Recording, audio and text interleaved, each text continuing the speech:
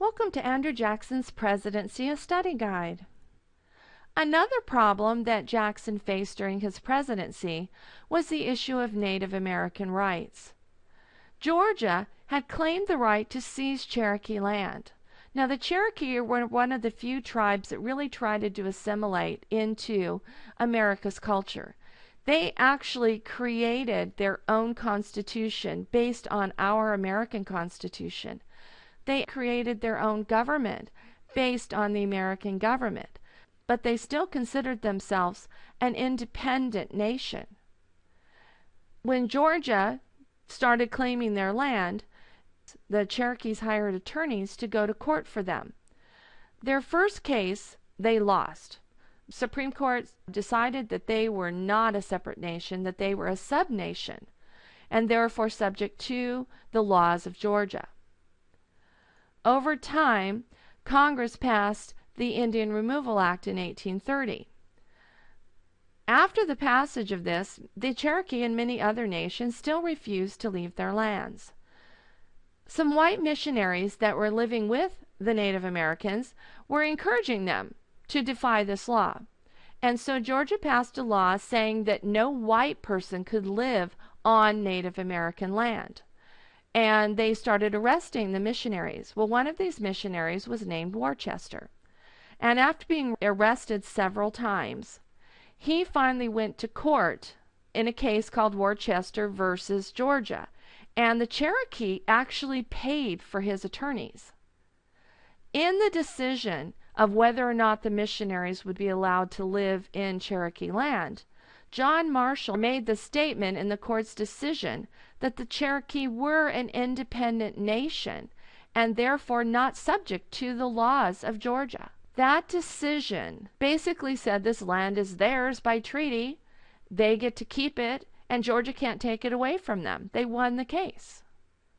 Unfortunately for them, Andrew Jackson supported the state's rights in this case and said that the court was wrong. He even went to the Cherokee and negotiated with some of the tribal chiefs and got them to agree to removal and signed agreements for removal.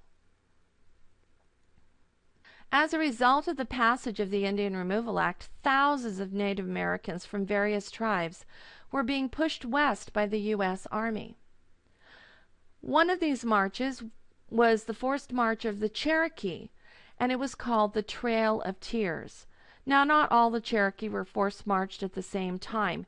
It took several years for them all to be removed, because many of them actually fought removal.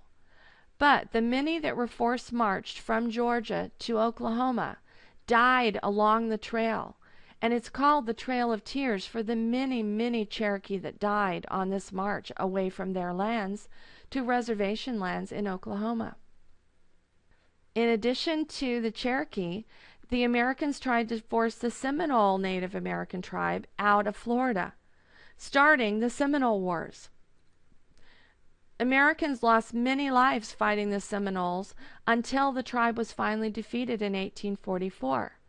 However, the Seminole tribe was never forced out of Florida onto other reservation land. They're one of the few tribes that still live on their original native land.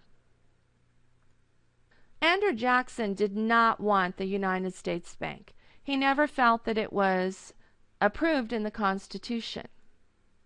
He felt that the bank controlled loans that were made by state banks, limiting their ability to give out loans to those who might need them under the guise of controlling too high of a risk.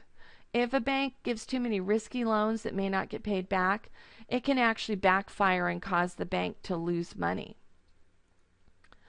Jackson felt that the control of state banks hurt farmers and merchants. Jackson also hated Nicholas Biddle, who was the president of the U.S. Bank. Biddle did not care any more for Jackson than Jackson cared for him. Nicholas Biddle, Henry Clay, and Daniel Webster devised a plan to use the U.S. Bank to help keep Jackson from being reelected for his second term of office. Although the U.S. Bank charter was not up until 1836, they decided to move its renewal forward 4 years so they could use it as an issue in the 1832 election. Banks have to get approval from the government to operate. That approval is called a charter, and it generally has a time span before it needs renewed again. After Congress approved the renewal of the U.S. Bank, Jackson immediately vetoed the U.S. Bank's renewal, something that Biddle, Webster, and Clay knew he was going to do. Their hope was that his veto of the bank would work in their favor in the next election. Jackson said his reason for vetoing the bank in a note to Congress. He said, 1, the bank is unconstitutional, and 2, the bank gives advantages only to the very wealthy. For those reasons, he did not think a U.S. bank was the way to go. The Whig Party was certain Jackson's veto of the bank would hinder his re-election in 1832, and were therefore very surprised when he won a huge victory for his second term of office, with his vice president being Martin Van Buren. Jackson then ordered all deposits from the U.S. Bank to be sent out to state banks. Problem was, he sent them to the banks that belonged to his Secretary of Treasury, Roger Taney, and Taney's friends. And people called them Jackson's pet banks, because instead of spreading the money from the U.S. Bank amongst all state banks, he rewarded certain banks for their political support. Another example of the spoils system. After finishing his second term of office, Andrew Jackson is replaced by Martin Van Buren as the next President of the United States. In his farewell address in 1837, Jackson warned of the dangers of sectional fanaticism, both Northern and Southern.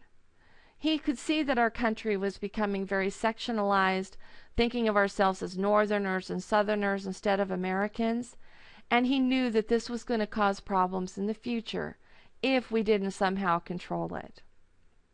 Well, now you know a little bit about Andrew Jackson as president.